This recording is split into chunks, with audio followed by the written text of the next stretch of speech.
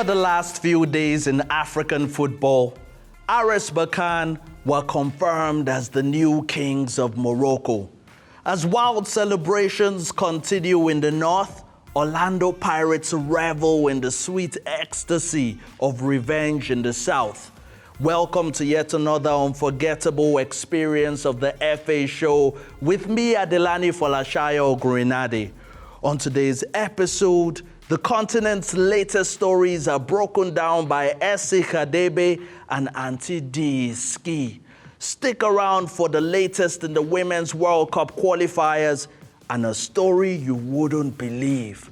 Ungaindao. It wouldn't be a loaded episode of African Football Heaven without testing your footballing knowledge. On today's show, I want to know which country is going to host the CAF African Schools Football Championship 2025. Stay with us for that answer, but while you wait, let's start our conversation with a knowledgeable football analyst who mysteriously switched off his phone as soon as Mofokeng scored that second goal against Sundowns, Essie Khadebe.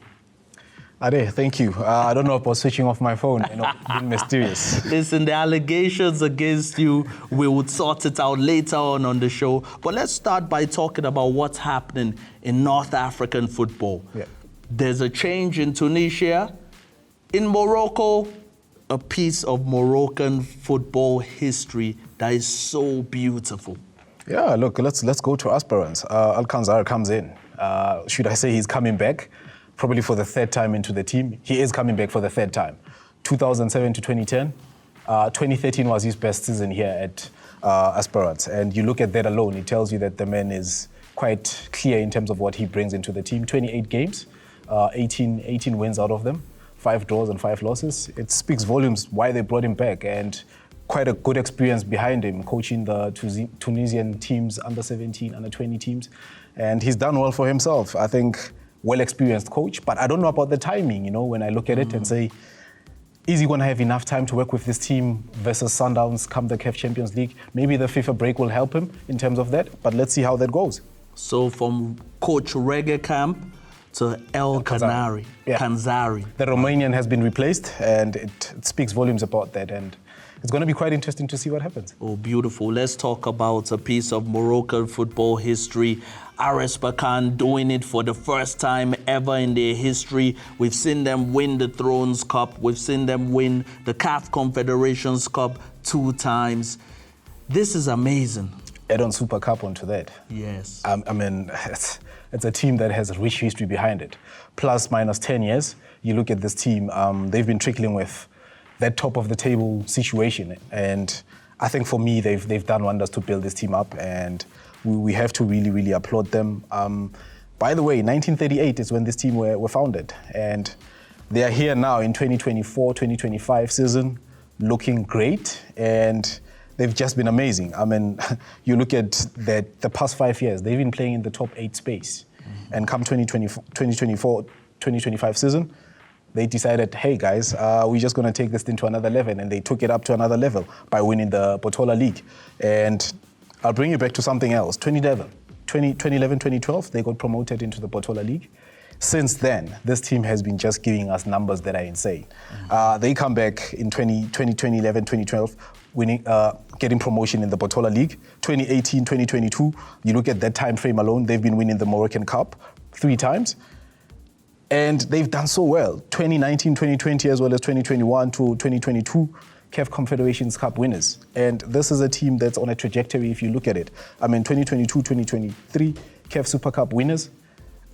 The numbers just keep piling up when you look at this team, And I will give you more numbers because they're winning the league on 60 points at the moment, Yep. 18 victories, 6 draws, and only 1 loss. That's an amazing stat. And to the Aris Berkane fans, remember to fly those flags high and make sure you keep celebrating into the Moroccan night sky. Oh man, Aris Berkane, amazing team. We can go on and not finish the show without talking about them. And 15 points clear, 25 games within 60 points in 25 games. That is insane. Who does that? Yes, now to a comprehensive conversation about why our Essie Khadebe switched off his phone when we tried to reach him after Mofokeng scored that second goal against Mamelodi Sundowns. He's going to deny it on air. But Essie, tell me, why do you think that Mamelodi Sundowns conceded that early in the game, 2 goals that early? Look, I think it's early stages of the game, and in most cases, if you look at the Sundowns teams, I'll put it holistically and say Sundowns teams. When you play a Sundowns team, in most cases, to catch them off the break while before they get the momentum, it's the best time to do it. When the game starts, probably in the mid of the game, in 45 minutes, towards the end of the game, they're probably going to challenge you because they've already had the momentum. So I think Pirates looked at that as well and said, this team is a team that has momentum. And you look at the game, after Pirates had scored the 2 goals within the space of 5 minutes within the game, Sundowns already now piling up the numbers in terms of the percentages, in terms of holding the ball and pinning Pirates behind the back. So it tells you that I think Pirates also did their homework. We have to give it to them after the 4-1 drubbing. And they came into this game and they said, you know what, we're going to defend this. These Pirates literally needed to win this game to keep this title alive whole. So the whole locker room scandal before the game, do you think it affected the psyche of the players, the Mamelodi Sundowns players? Ideally, I can say that. I mean, if a walk that's supposed to take you plus minus a minute or 2, it takes you 5 to 7 minutes to get to the pitch. Yeah.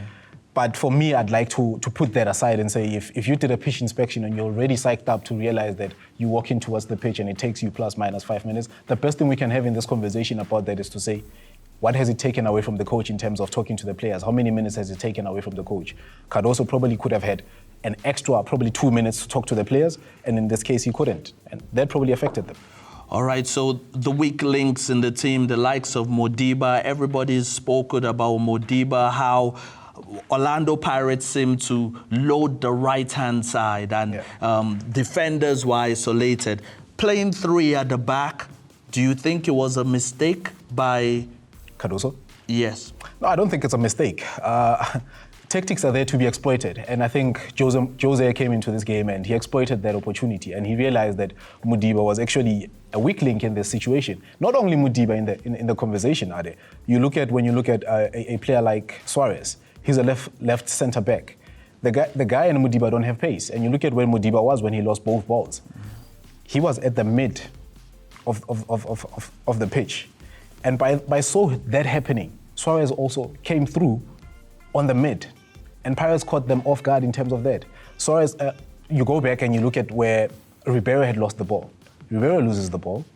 Makaula takes the ball and shifts the ball to the right, gives it to Rowan. Rowan decides, I'll push this ball up to Mahopa. By him doing that, literally pushed Suarez into the side of the game. By doing that, he's already minus 2 players, which is Modiba and Suarez. And even Kekana seemed to be too far back to really cover for the other defenders. But anyway, well, we're still going to get behind why SC switched off his phone when things were not going his way. On that note, we're going to blow the whistle on the first half. Stay tuned for the second half. There's so much more in store.